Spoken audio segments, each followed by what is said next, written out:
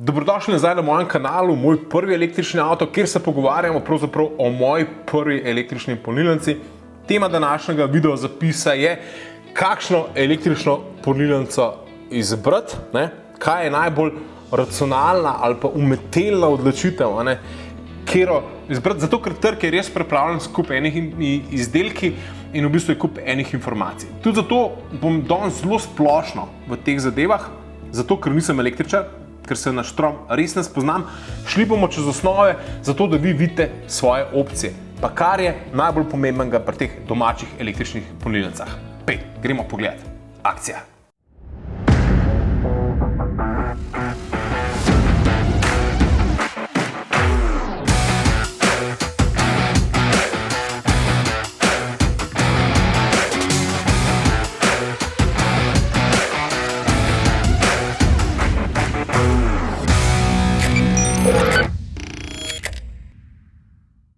Najprej k sponzorju te epizode ebpolnilnice.si, ki so tudi meni res ugodno in profesionalno uredili domačo polnilnico ter mi odlično svetovali, kako pristopiti k reševanju vprašanja domače polnilnice v skupnem stanovanjskem objektu. Ampak pojmo najprej k čistim osnovam. Polnili boste baterijo vašega električnega avtomobila, ki ima določeno kapaciteto. Ta kapaciteta je izražena z mersko enoto kWh. Kilovatne ure. In zdaj neki povprečni električni avtomobili, ki so zdaj na trgu, naprimer tudi moja Cupra Born, imajo kapaciteto baterije 60 kW. To je nek sreden avtomobil. Potem imamo pa naprimer ID.4, pa še kakšen drug avto, ki ima pa že 80 kW baterijo. Zdaj, zakaj to govorim? Zato, da se boste znali zadeve približno preračunavati. Električen avto, govorim o res približku, porabi približno 20 kW na 100 km. Zdaj govorim, eni avtomobili bojo porabili 17, eni, ki so bolj SUV, bojo porabili 23, ampak dajmo reči, da povprečen avto, zato da boste lažje računali, torej moja Cupra Born, ki ima 60 kW baterijo, porabi 20 kW za to, da prevozi 100 km in zato ima dosega 300 km. Zakaj to govorim? Zato, ker bomo zdaj računali čas, kako hitro napolnimo baterijo električnega avtomobila, z določenimi različnimi polnilnimi opcijami. Kakšne imamo torej opcije? Pojdimo pogledati. Prvi način, ki bo mogoče ustrezal marsikomu, je to, kar pride že z avtom. Namreč v prtljažniku vašega novega električnega avtomobila, ki boste zadevo odprli, v zadnji ali pa v spredi, boste noter najdli en polnilnik, ki ima ta klasičen vtič za vašo domačo štek dozo, v katero lahko vtaknete ali multipraktik ali pa sesalec. In če boste s tem klasičnim že priloženim polnilcem polnili vaš električno avto, boste to počeli za 2,3 kW na uro. Kaj to pomeni? To pomeni, da se bo 60 kW baterija napolnila približno v 24 urah v enem dnevu, kar niti ni tako zelo slabo.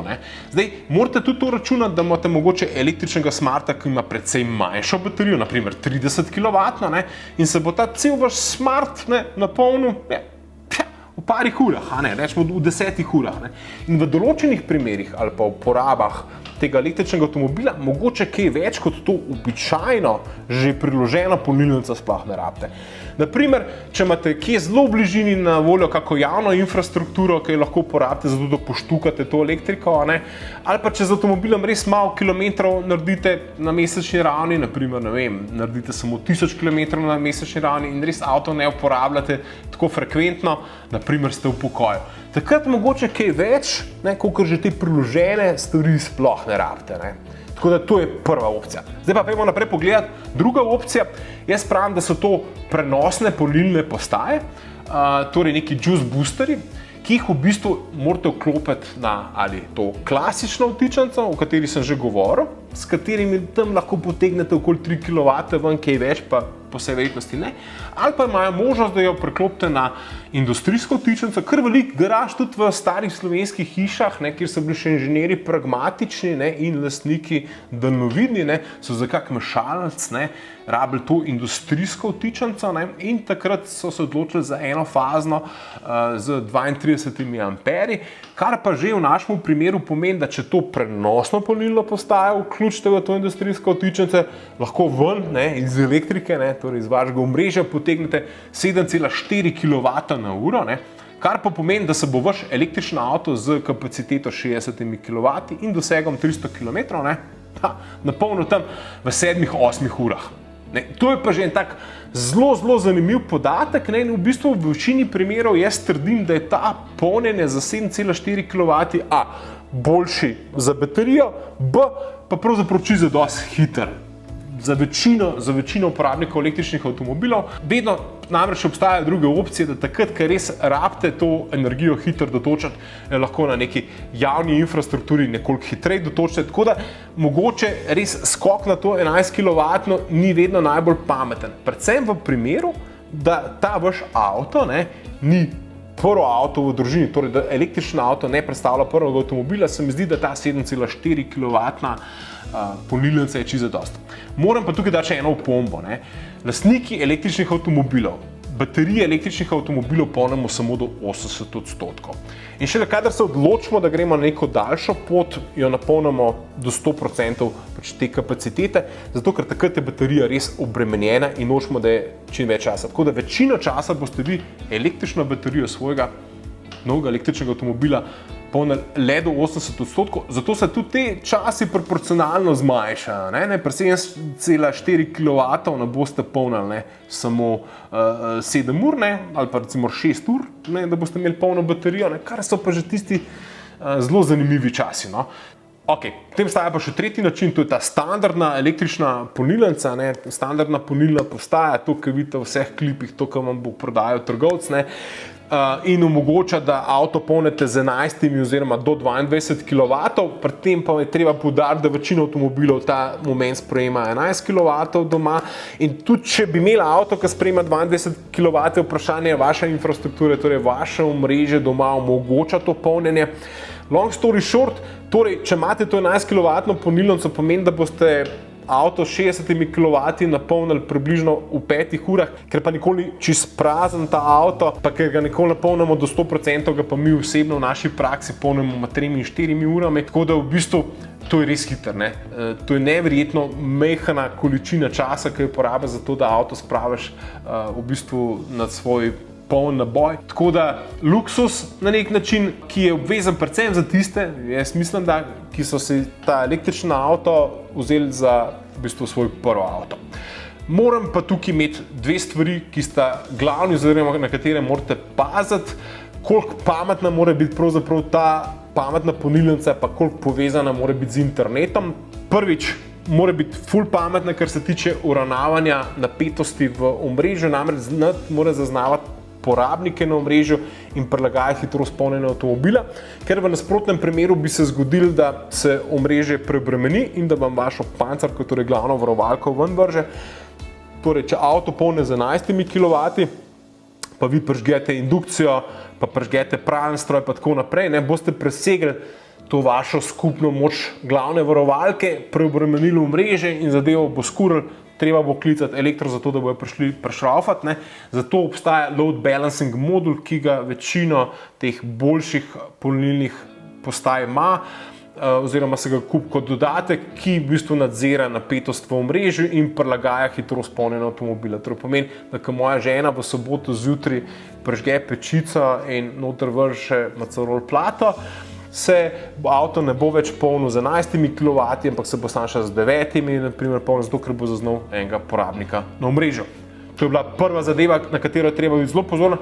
Ta druga zadeva, na katero je biti pa zelo pozoren, je pa to, da vam bodo trgovci z temi postajami veliko želeli prodati mačka v žaklju. To je električno polnilno postajo povezano z internetom. Jaz mislim, da to ni nujno, zato ker večino funkcij polnjenja, torej urnikov in različnih drugih stvari upravljate na samem avtomobilu. Tukaj je sicer najboljša Tesla, vsi ostali proizvajalci pa nekoliko zaostajajo, ampak vse te osnovne opcije, torej proženje polnjenja, urniki, pa pravzaprav obstajajo pri vseh električnih avtomobilih že v okviru aplikacije.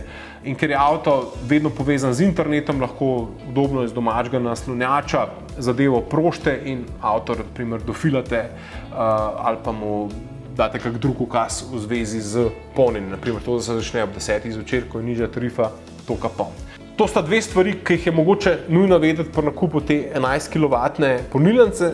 Zdaj pa mogoče lahko celo zadevo tako zaključim, pa potegnem črto. Torej, če boste kupili električen avto, ki bo vaš prvi električni avto v družini. Potem vam v vsakem primeru priporočam 11 kW polnilnico, zato ker je to obdobje, da lahko avto v 4 do 5 urah napolnite v bistvu nekaj, kar skoraj nujno rabi. Če pa je ta avto drug avto pri družini in se uporablja za te neke mestne vožnje, kjer mogoče tudi ta hitrost polnjenja ni tako pomembna in je baterija nekoliko manjša, potem pa absolutno ne vidim potrebe po tej 11 kW polnilnici. So pa še umestni primeri, seveda od primera do primera, teh je kar 50% sive, definitivno. In če si siv in v penziji in z avtomobilom mogoče narediš 300-400 km tedensko, po moje ne rabiš kaj drugega, kot je to čisto običajno vtičnico, ki polni z 2,5 kW na uro. Če si malo pragmatičen, pa se ti v življenju res ne dogajajo stvari tako iz danes na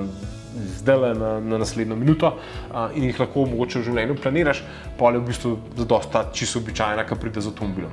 Jaz upam, da sem odgovoril na ta osnovno vprašanje, kar se tiče polnilnic. Še enkrat poudarjam, nisem električar, zadeve sem dal v približkih, zato da se jih lahko v bistvu izračunate tudi sami.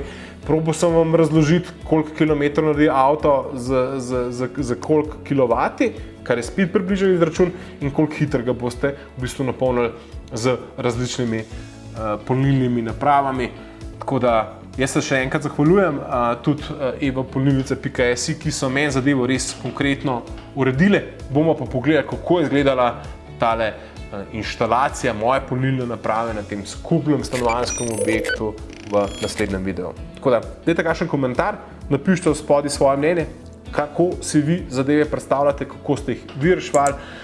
In če vam je mogoče zadosta ta klasična polnilnica, imate kako drugo rešitev, kako mestno, tako da za te komentarje sem pa res zelo hvaležen. Vidimo!